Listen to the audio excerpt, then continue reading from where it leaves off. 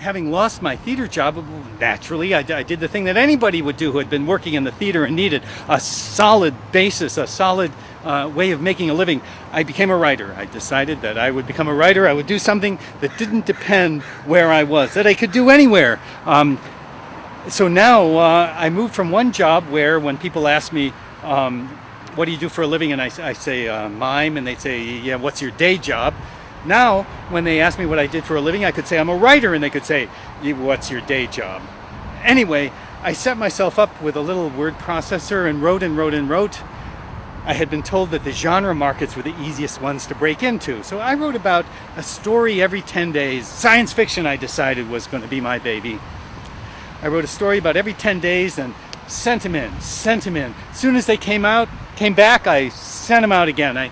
I took all my rejection slips and I slapped them onto a big roll of butcher paper. I collected hundreds of them in no time at all. I got rejection slips from some of the best periodicals in the world. This is what you're looking at. This is what is talking to you now. Somebody who has gotten rejection slips from the New Yorker, from Playboy, from every place that means anything in the world. And then finally one day I had told myself that let 2 years pass, and if I don't sell the story, I'll just stop. But then one day in the mailbox I get this letter from Elgis Budrus. Elgis Budrus. You can tell just by the sound of the name that the guy is a really successful science fiction writer, yeah?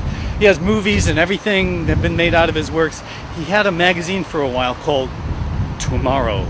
It lasted through about 12 issues.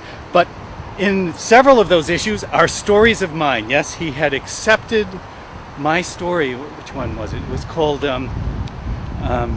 I've forgotten the name of the title. It was a very forgettable title anyway. And then he accepted more of mine, and then I started selling stories like by the dozen to Asimov's magazine and to many other magazines. I even sold a sonnet to Analog magazine. I was hitting it big time. I was just breaking into science fiction, getting good reviews in Tangent, and making a buck or two, you know what I mean? Just here and there. It doesn't pay a whole lot, like a nickel a word.